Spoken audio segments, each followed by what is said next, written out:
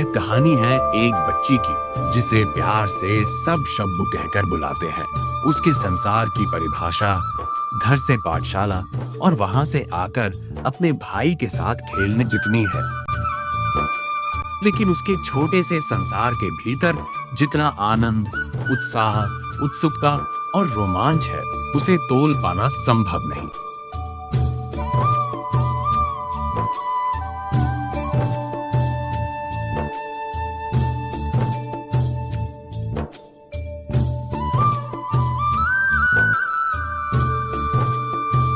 पढ़ते वक्त उसका ध्यान अपने भाई को कभी तो अपने मित्रों की कहानियां और कभी अपनी मनगढ़ंत साहस गाथाएं सुनाने की ओर भटक जाता है।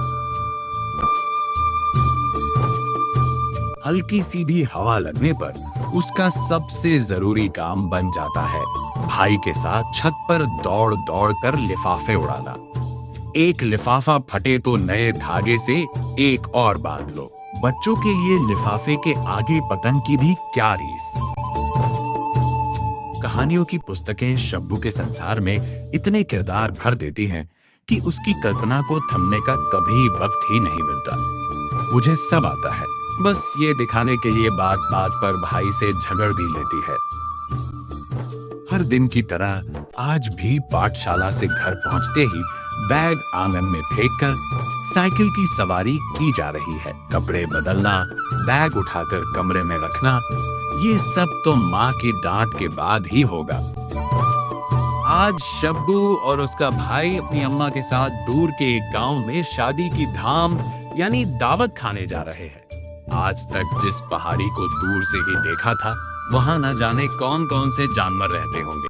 क्या पता वहां किसी कुटिया में साधु भी हो जो उसे जादुई कॉपी और कलम दे दे, जिससे सारे चित्र जीवित हो उठे, जैसा कि उसने टीवी में देखा था। इस तरह के विचारों से शब्बू का मन और आतुर हो रहा है। जब तक अम्मा कहती रही कि दूर मत जाना, बाघ आ जाएगा, तब तक दोनों अम्मा के साथ साथ चलते रहे। पर जब बहुत देर तक कुछ ना दिखा, दोनों हाथ छोड़कर भागने लगते हैं।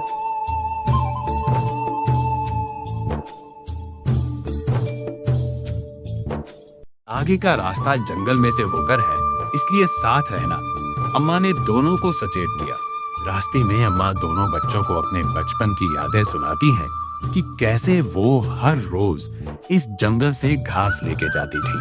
कभी जब बकरियां चराने आती तो दूसरी लड़कियों के साथ पूरा दिन यहाँ पेड़ों के नीचे या किसी ऊंचे पत्थर पर बैठकर गप्पे लड़ाती थी।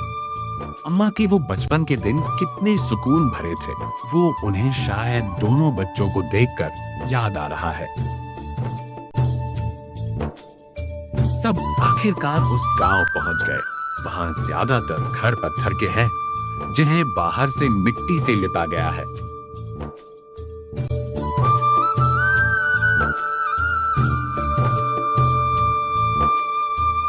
शब्बू उन घरों और उनकी सजावट को देखकर जैसे किसी और ही दुनिया में पहुंच गई है। शब्बू को हर घर बहुत ही आकर्षक और रहस्यमयी लग रहा है। उसकी कल्पना के अनुसार वो जैसे ही घर के अंदर का एक गुप्त दरवाजा खोलेगी, उसके सामने कोई जादुई दुनिया प्रकट हो जाएगी, जहां वह जितना जी चाहे खेलेगी। एकदम से बारिश शुरू हो गई है। लोग धाम का खाना वैसे तो आंगन में चटाइयों पर बैठकर खाते हैं, पर अब उन्हें घर के अंदर बरामदे में खिलाया जाएगा। दूर से आने वाले लोगों को लौटने में देर ना हो जाए तो उन्हें और कहीं जगह न बचे होने के कारण गौशाला के ऊपर वाले कमरे में, जहां सूखी घास और लकड़ियां रखते हैं, वहां खिलाना पड़ रहा है। पहाड़ी लोग अपनी गौशाला को भी अपने घरों जितनी ही साफ सुथरी रखते हैं, इसलिए किसी को भी वहां खाने से आपत्ति नहीं है। सब गप्पे मारते हुए थोड़ी देर बारिश के थमने का इंतजार कर रहे हैं। शब्बू के लिए ये नया अनुभव किसी जादू से कम नहीं है। ठंडी हवा, बारिश, धाम के खाने की खुशबू, लोगों के अपनेपन की एक अनोखी गर्माहट, उसे इतना मजा कहानियों की दुनिया में भी कभी महसूस नहीं हुआ।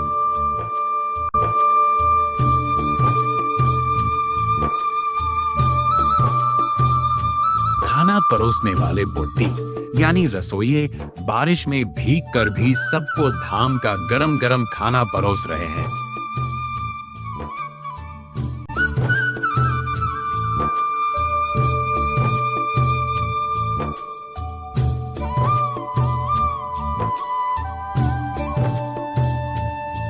आज इस खाने में जो स्वाद है वो शायद शब्बू को पहले कभी नहीं आया।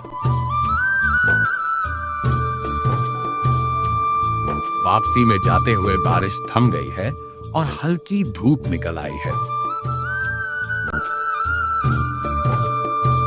बच्चे कभी अम्मा से आगे भागे जा रहे हैं तो कभी पीछे चलकर अम्मा की चाल की नकल कर रहे हैं।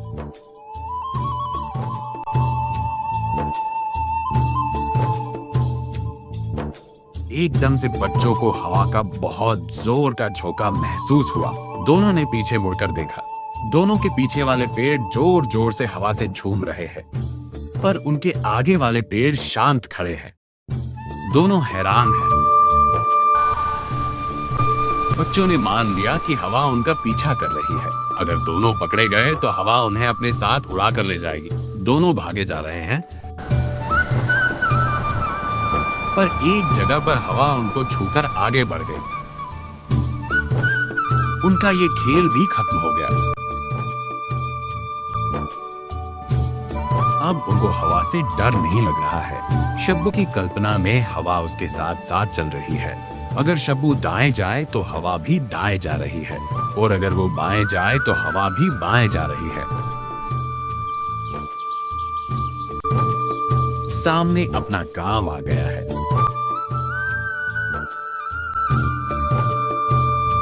अब शब्बू और हवा साथी बन चुके हैं। छत पर अब से हवा भी शब्बू की किताबें पढ़ने आया करेगी।